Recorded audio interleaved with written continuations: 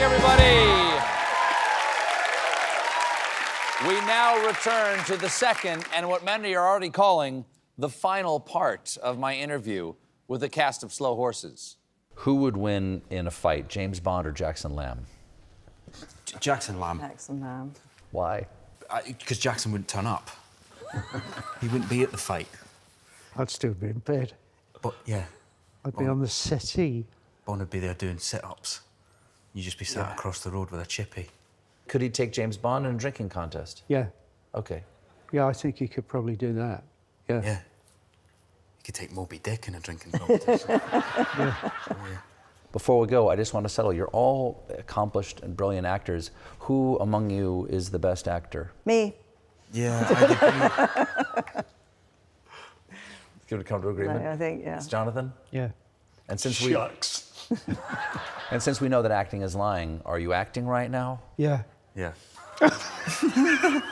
No, I think I was a huge fan of Jonathan's for years.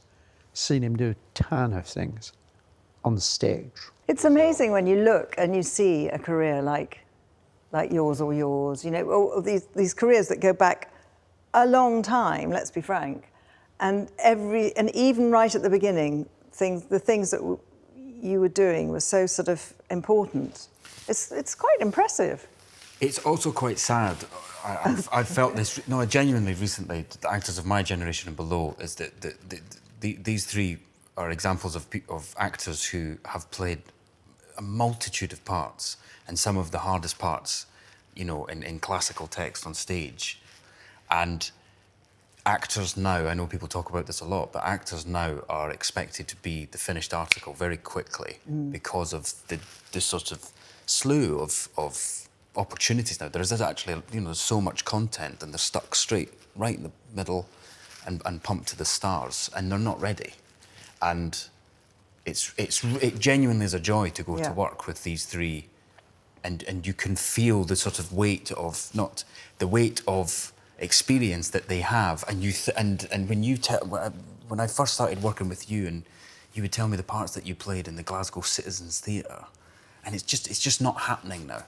It's just not happening. You're just sticking these young kids in these huge roles. Yeah. And most of them are pretty crap. They really are. And you only get one shot, really. Yeah. And you get one shot, and the pressure is so huge. The muscles that you guys have the muscles that you built up. And you can see it every day when we go on sets. My favourite thing about being in this is just watching good actors.